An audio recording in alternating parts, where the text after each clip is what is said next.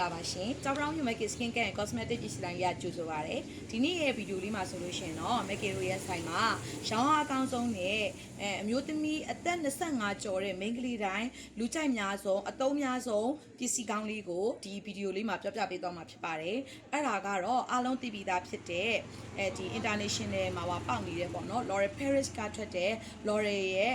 Revital Lift series ဖြစ်ပါတယ်ဒီအနီ series ပေါ့လွယ်လွယ်ပြောမယ်ဆိုရင် L'Oreal ရဲ့အနီ series ဖြစ်ပါတယ်သူ့မှာဆိုရင် day cream night cream ရှိရပေါ့နော်ဆိုတော့ဒီ day cream မှာဆိုလို့ရှိရင်မိတ်ကေတို့အသက်အရွယ်အရာအိုမင်းရော့ချင်းကိုနှိကွေးစေပါတယ်အသားရည်ကိုငယ်ရွယ်နှုတ်ပြိုစေပါတယ်အသားရည်တင်းရင်းစေတယ်သူ့မှာပါတဲ့အာနိသင်ကအသားရည်ကိုတင်းရင်းစေတယ်အသားရည်စို့ပြေးစေတယ်ပြီးတော့မျက်နှာမှာရှိနေတဲ့အမဲဆက်တွေတင်းတိတ်တွေနေလောင်ပြီးတော့မျက်နှာမဲညစ်နေရာတွေကိုသူကတိတိတသားလေးဖြူကြည့်လာစေတယ်အဓိက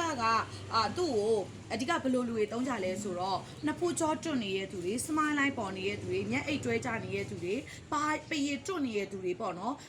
မဟုတ်ဘူးကိုမျက်နှာလေးကနေလောင်နေလို့အမဲဆက်ရှိနေလို့ဆိုလို့ရှိရင်လည်းသူ့ကိုတုံးကြပါတယ်ဆိုတော့ day cream ရှိမယ်ပြီးတော့ night cream ရှိမယ်ပေါ့အဲ့တော့ day နဲ့ night အတွဲလေးကိုသုံးပေးခြင်းအပြင်မက်ကီတို့ night ဘက်ဆိုလို့ရှိရင်မက်ကီတို့တခြားပေါ့နော်တိုနာတွေ serum တွေတောင်လုံးဝမလိုတော့ဘူးဒီရဲ့ night cream တစ်မျိုးတည်းပဲသုံးရုံနဲ့ကိုမျက်နှာလေးကမနဲ့မိုးလင်းလာတာနဲ့အသားရည်တင်းရင်းလာမယ်ငယ်ရွယ်နှုတ်ပြိုစေတယ်အမဲဆက်တင်းတိတ်တွေပါတယ်ဆိုတော့ဒီအတွဲလေးတစ်တွဲကိုသုံးပေးလိုက်ရုံနဲ့ပဲကိုမျက်နှာကလုံးဝကို